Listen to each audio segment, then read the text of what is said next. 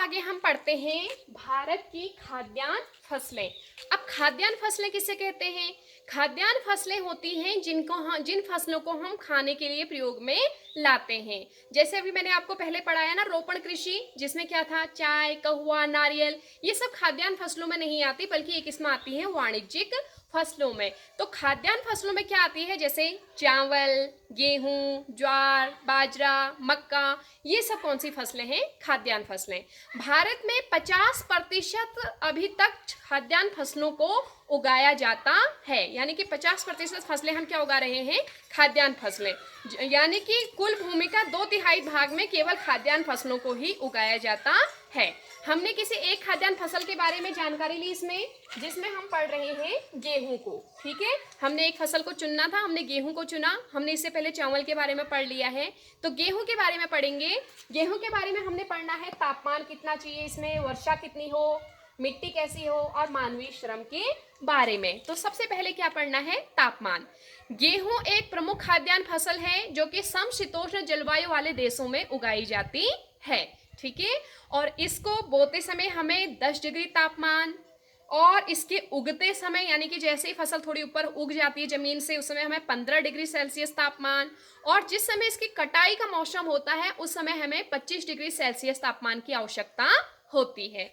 इसके अलावा वर्षा, गेहूं को हमें सामान्य वर्षा या सामान्य आर्द्रता की जरूरत होती है। इसके लिए 75 से 100 सेंटीमीटर या 50 से 75 सेंटीमीटर वर्षा उपयुक्त होती है, और जिन क्षेत्रों में वर्षा नहीं होती है वहां सिंचाई के द्वारा गेहूं को उगाया जाता है। अगला है मिट्टी। मिट्टी में क्या है कि गेहूं को चिकनी या दोमट मिट्टी की आवश्यकता होती है, जो कि इसके लिए उपयुक्त है। इसके अलावा समतल या भुरभुरी, समतल क्षेत्रों में जो भूरी भूरी मिट्टी होती है वो मिट्टी भी गेहूं के लिए उपयुक्त है। और इसमें हम जो खाद प्रयोग करते हैं वो जैविक खाद, रासायनिक खाद, कंपोस्ट, अमोनिया, इस तरह की सल्फेट, कोई भी खाद का प्रयोग हम इसमें कर सकते हैं। अगला है मानवीय श्रम। क्योंकि इसमें जो है गेहूं की फसल में हमें निराई, गुड़ाई, कटाई, बुआई, इन सभी कामों के लिए बहुत सारे श्रमिकों की आवश्यकता होती है, तो इसमें हमें सस्ते श्रमिकों की बहुत ज़्यादा ज़रूरत पड़ती है। वरना अगर अगर हम इसे छोटे क्षेत्रों में उगाते हैं, जहां मैंने आपको बताया कि आत्मनिर्भर या जीविका खेती के लिए उगाया जाएगा, तो वहां के लोग क्या करते हैं कि घर के सदस्य इस फसल को उगाने में कार्य करते हैं। अब हम आगे पढ़ते हैं भारतीय कृषि की मुख्य समस्याएं। अब देखिए, हमारे पाठ का नाम क्या है? कृषि। हमने क्या पढ़ा कि 70% लोग कृषि कार्यों से ही अपनी आजीविका प्राप्त करते हैं। हमने पढ़ा 51% क्षेत्रफल पर, 51% भाग पर केवल कृषि कार्य ही किए जा रहे हैं।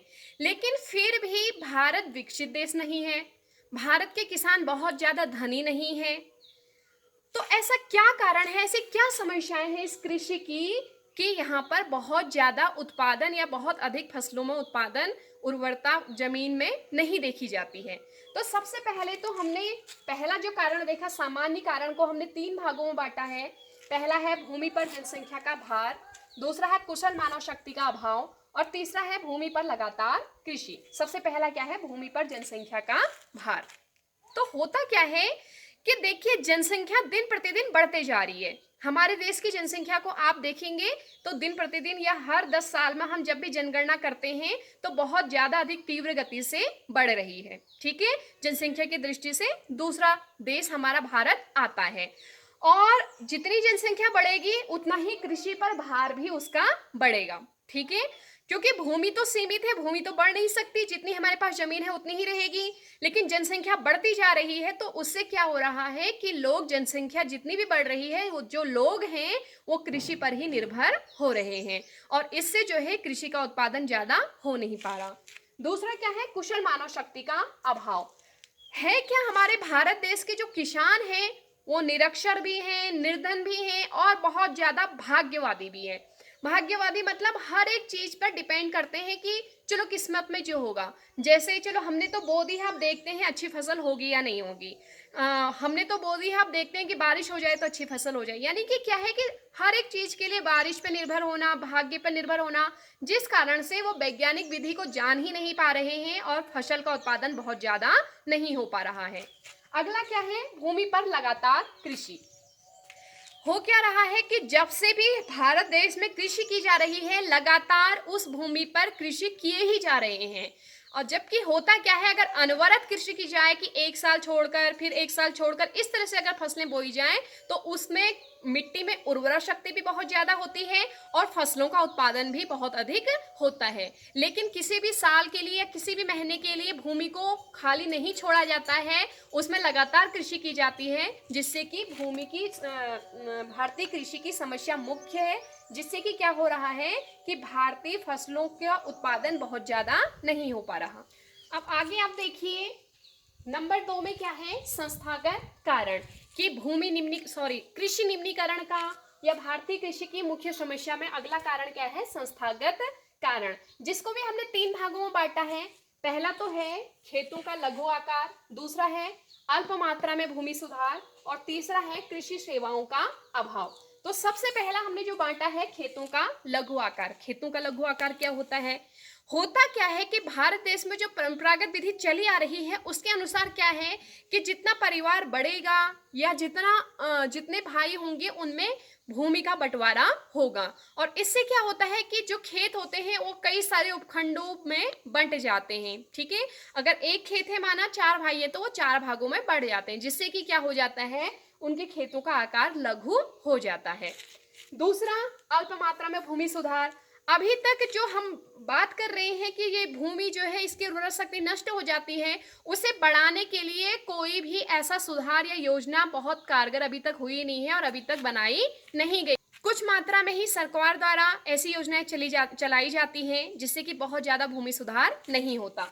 अगला क्या है, कृषि सेवाओं का अभाव। कृषि सेवाओं का अभाव से क्या मतलब है कि कृषि से उत्पादन के तहत आज के टाइम पर जैसे सरकार द्वारा कृषि ऋण दिया जाता है, कई बार बीमा दिया जाता है फसलों के लिए, और किसानों को ऋण दिया जाता है, इसके अलावा बीज दिए जाते हैं, किसानों को न्यूनतम समर्थन मूल्य दिया जाता है।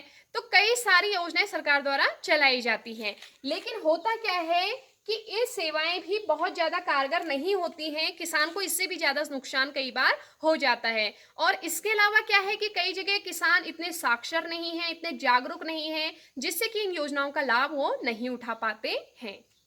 जो भारतीय कृषि की सबसे प्रमुख समस्या है वो क्या है, प्राविधिक कारण, यानी कि जो प्राचीन समय से चला आ रहा है, जिसमें सबसे पहले हमने क्या लिया है, परंपरागत, यानी कि जो भारतीय कृषि है वो परंपरागत विधि से की जा रही है। अभी मैंने आपको जब आत्मनिर्वाह या जीविका खेती पढ़ाया था, तभी मैंने आपको बता दिया था कि भारतीय कृषि क्या है, प्राचीन समय से जो विधियां चली आ रही हैं उसी से की जा रही हैं, जिससे कि बहुत ज्यादा उत्पादन फसलों में नहीं होता। दूसरा कारण, उर्वरक। यहाँ जो है उर्वरक, खाद और रसायनों का प्रयोग बहुत ज़्यादा नहीं किया जाता, क्योंकि वो बहुत ज़्यादा महंगे होते हैं, हर किसान की उस तक पहुँच नहीं होती है। और उसके अलावा जो किसान डिपेंड करते हैं वो प्राचीन विधि यानी कि गोबर या रासायनिक खादों पर ही निर्भर करते हैं। और चूंकि अब पशुपालन बहुत कम होने लगा है, तो इस तरह की खाद की भी बहुत कमी होने लगी है। अगला क्या है, कृषि उपकरण।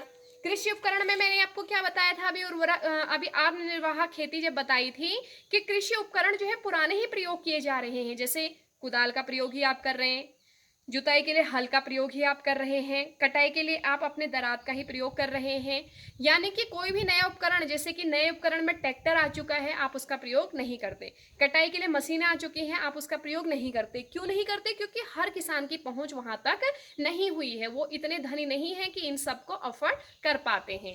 अगला कारण क्या है, बीज। होता क्या है कि हम परंपरागत विधि के अनुसार जो खेती किए जा रहे हैं उसमें हम किन बीजों का प्रयोग करते हैं, जो कि पिछले साल के बचे हुए बीज हमारी फसलों से रहते हैं, और वो उतने उत्तम किस्म के बीज नहीं होते हैं जिससे कि बहुत अच्छा फसल उत्पादन हो सके।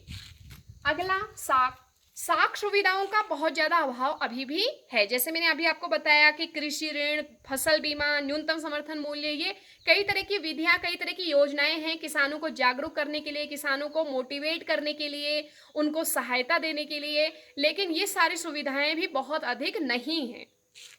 अगला, सिंचाई। सिंचाई के लिए भारत की जो कृषि है आज भी किस पर निर्भर है? बारिश पर निर्भर है कि बारिश होगी तब इन फसलों को सिंचाई के लिए जल की प्राप्ति हो जाएगी।